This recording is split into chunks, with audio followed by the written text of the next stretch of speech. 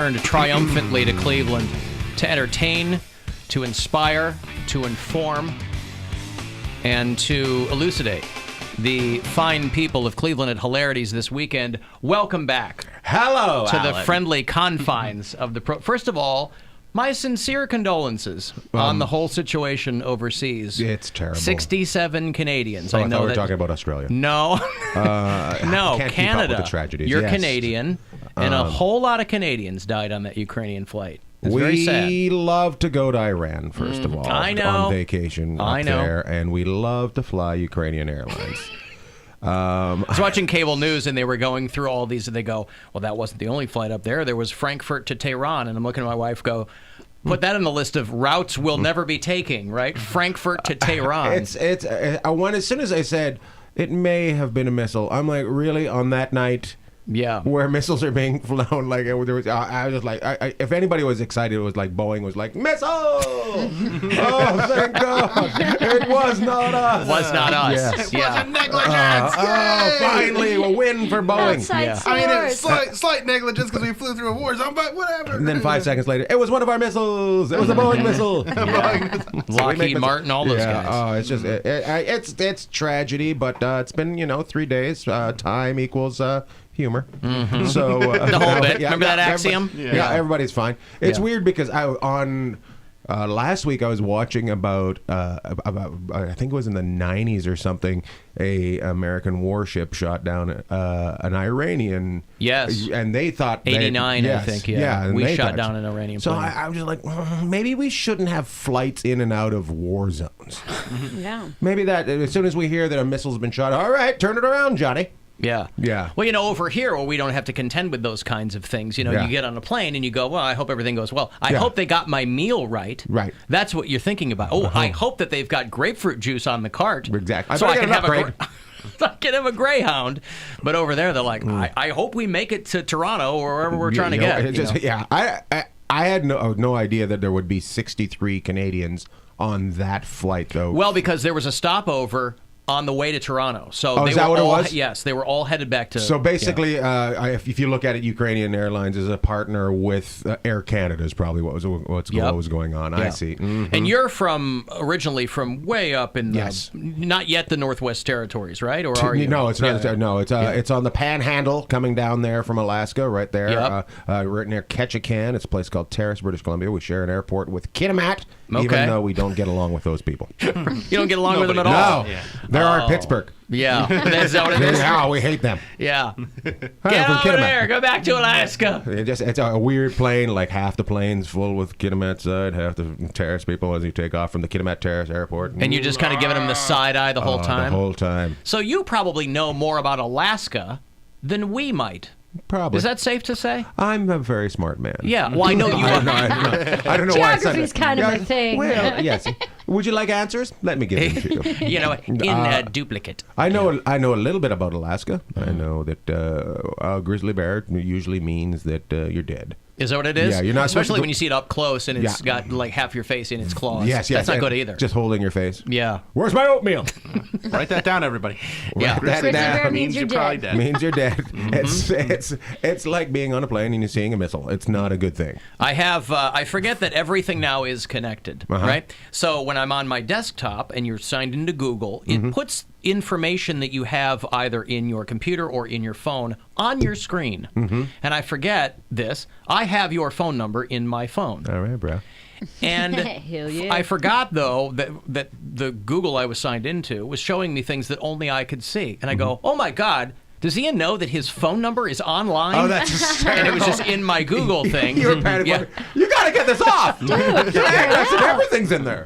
Is your phone blowing up from people who want to talk to you? A lot of celebrities are doing that now, though. They're putting their phone numbers on Instagram in their bios, and they're like, "Text me." I don't know if it's their actual or if they're getting a burner It phone. absolutely It's an app. But you know what? I mean, it's annoying to me. That was my idea about 5 years ago. Was it really? Yeah, I used to just have a phone. I'm just like, I just give a phone number on stage instead of having a mailing list. I just had a phone. And I just text me if you want. Yeah, I find out when my next show is. Just text me, and we'll just chat. And you send a group text, or what would you do? Really? No, I just individually. That would take forever. Yeah, some guy. You're in a lot of hotels. Yeah, you got a lot of time as a comedian. Yeah. You're but you also it's either that or you create a mailing list and you have to send out that whole thing. So it was just that stamps are my expensive. idea. And then I say Gaffigan doing it. I'm like, come on. Yeah. You know I had jokes about cake too. Hot dogs and ribs and ketchup. He's so hungry. By the way, Ian this Bagg show is so gay. I know it is. It's 25%. Thank you for noticing. We don't do it for no reason. Ian Bagg is at Hilarities tonight and tomorrow, 7 and 9:30 shows, and then Sunday night, 7 o'clock. That's of course the Sunday 7 is the Tony Orlando in the round dinner show. That's exactly that's the outfit I wear too. Yeah, there's a murder mystery in between. Yeah. Did you grow up listening to stuff like Tony Orlando? Yeah. Like parents listen to that stuff? Yeah, my parents would. And also, do you remember there was like shows on Sunday nights that were like, it was variety shows. Yeah, variety shows. Yeah. But it wasn't like a cool variety show. It was like weird.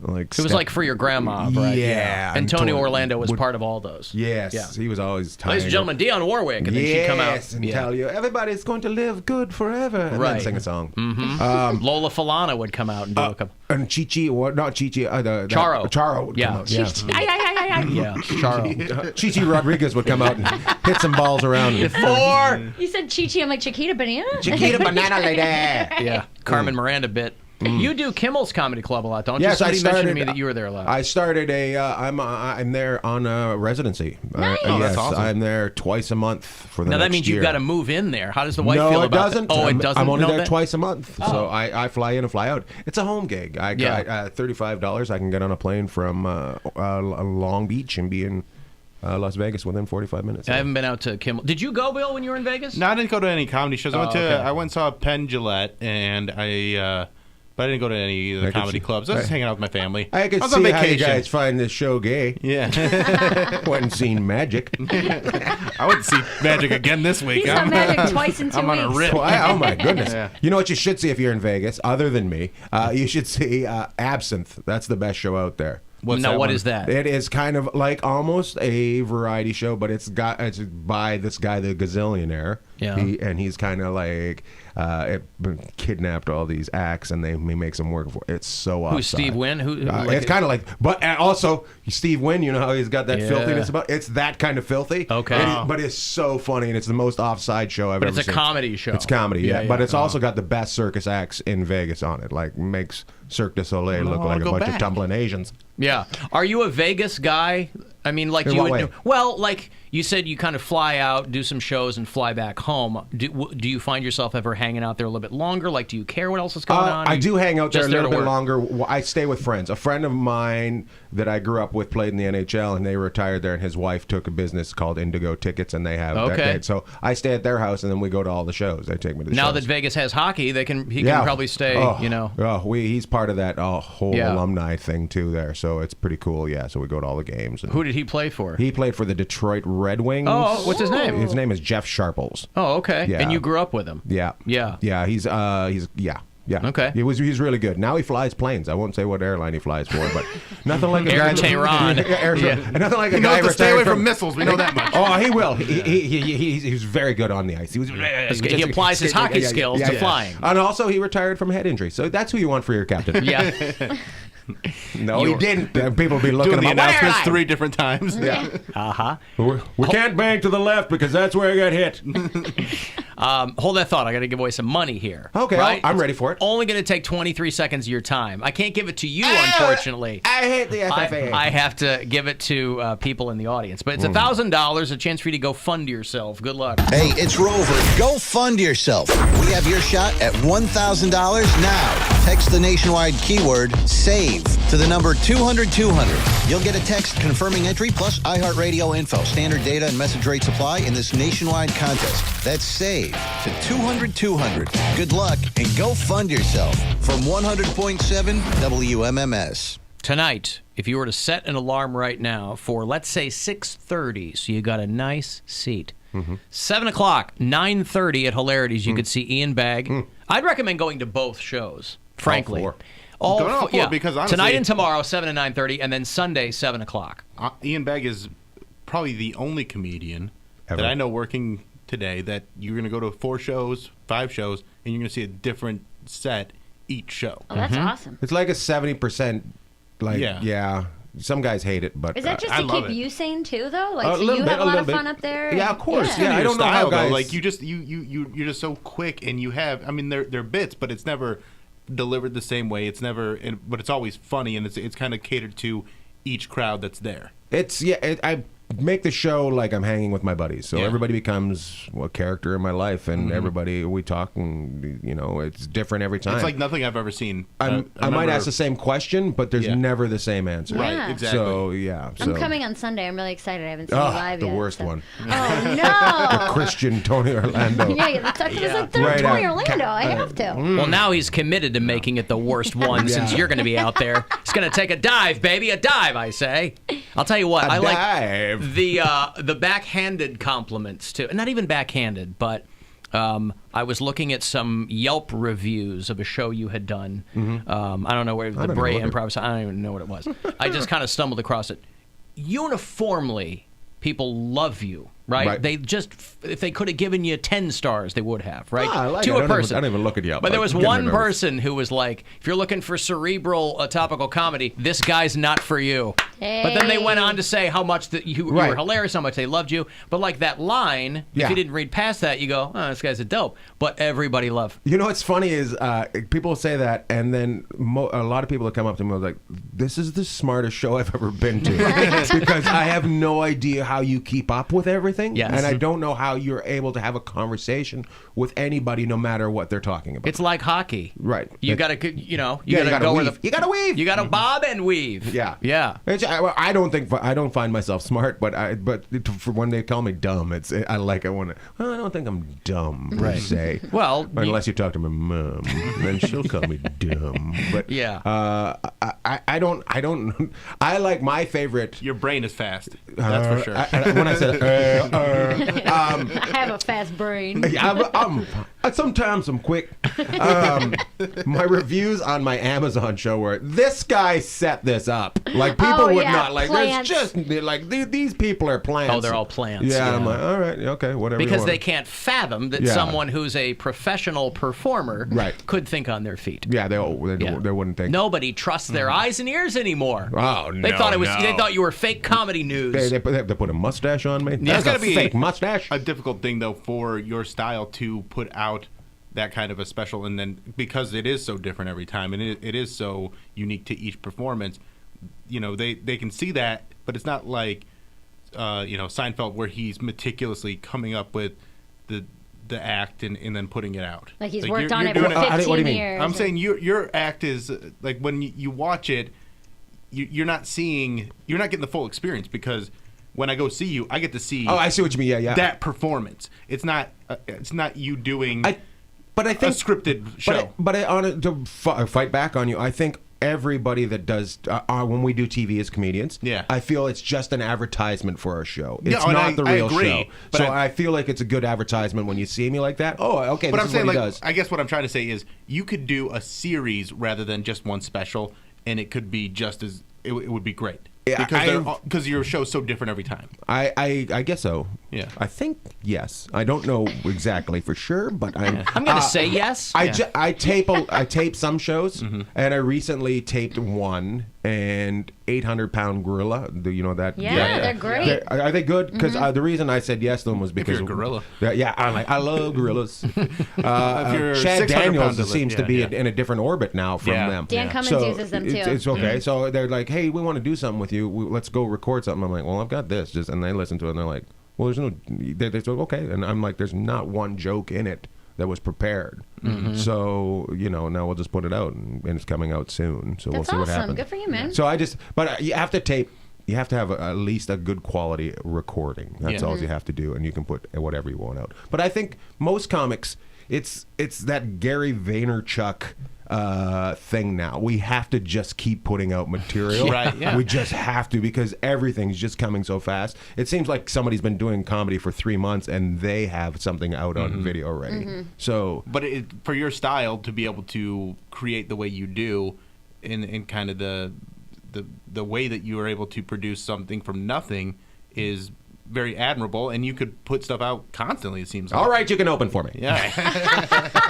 He was trying to be subtle about it. You want to see the difference in comedy of someone doing the same stuff for a long time versus someone coming up with it on the spot? I do get told by the clubs that I have repeat customers, that people will come in 4 or 5 times. The Bagheads. We've heard of them. Yeah. Baggots. That's what I call them. The Baggots. Thanks for coming out, guys. Yeah.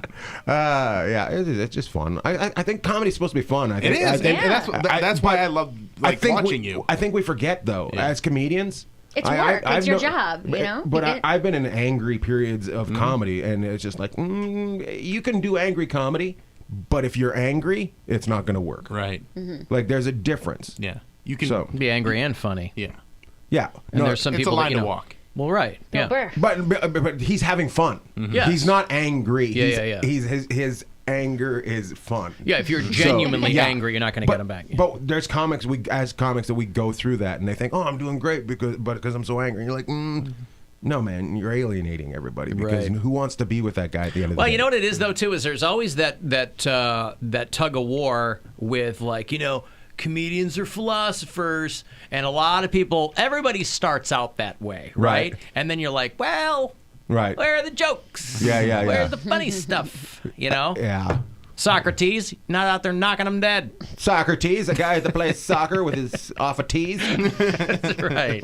Well, he's sipping. The rest of the world calls them football tees. Football tees. I don't know. I don't know if I ever really was. I'm just gonna change these people's minds about the world. I have something to say. Yeah, it was just like. I get an interesting feeling from people when I say things. Yeah, right. That's kind of how it was for me. So, but if you started out that way, that's good. You never had a crisis of conscience. I mean, you were like, I'm just kind of a goofy guy, and this is what I like to do, and you know. Yeah, I like to have fun. I like to say things every so often, and you know, tease people about their politics, or you know, tease people about their views on things. But it's not to change them in any way. Yeah, or chastise them. Right, just it's to point out them. how dumb they are. Yeah, exactly. Yeah, it's to you know, just make them feel bad about themselves. Just for a second. Yeah, just for a little bit. We're going to switch up what we're talking about immediately. Right. Yeah. I'm not going to change your mind, but you know, if you're uncomfortable with how dumb you are, sir, then you know I can't do anything about that. Yeah, you big dummy. When you call them Baggots, that's what you get. Yeah, that's too. Hey, sir. Yeah. Just buy a T-shirt. Wait a second. Just buy a T-shirt and move on. Was there ever a draw for you? Because I see a lot of Canadian comics who will come down here and they'll do some work and maybe have varying levels of success. But then the mother country calls them. It says, "Come up here and we'll give you a show." I see Jerry D doing Canadian Family Feud, and you know. Yeah, Jerry D's a big Canadian star. Yeah. Well, the problem is they've only got so much money up there, so they can only afford one at a time. Right, I was going to say. One celebrity at a time. That's what Jerry D is right now. It's CBC his turn. Yeah. And Russell Peters eats at that budget every other year. Russell Peters just eats at the world like it's an apple. I need money. Just keeps spinning it around. This year it's China. Just goes. It's interesting you bring that up. Because they offered you a show. Well, I've been going to a lot of meetings lately in Toronto, so I might do one. But do I have an interest in doing it for Canada? No. Okay. It would be produced there, and it would be produced by Canada, and then I would try to. Who knows where it would end up down here? Sure. Didn't you say last time I saw you were doing like a renovation channel? Or I do. Ian Bagg Bought a House. Is that what it was? My podcast, and we did a. I couldn't remember if it was a YouTube channel or what it was. No, we did a sizzle for HGTV. Yeah. Yeah, and we did one for them, and then Flip or Flop with Ian Bagg. Flopping with Ian Bagg. That's what it was. It was like you bought a house and you've never owned a house before. Yeah. What are you going to do? I'm going to touch this. And everything goes in the so, Can I put a fork in there? Yeah. Yeah. My dad said all you need is tinfoil and you can do anything. Duct tape. Yeah, that kind of thing. Yeah. No, that's a potato. Well, you shouldn't put potato and tinfoil in the microwave. Because I didn't know this. I didn't own a house before. Now I do. Yeah, so, but they enjoy. See, I was going to do. the DIY channel was interested in us, and then all of a sudden, and this is how The home of Vanilla Ice. the home. There, we're gonna build a house. Yeah. But now it's the Chip and Joanna Gaines channel. Yes. It went from Joanna. I don't care because we were shown the door.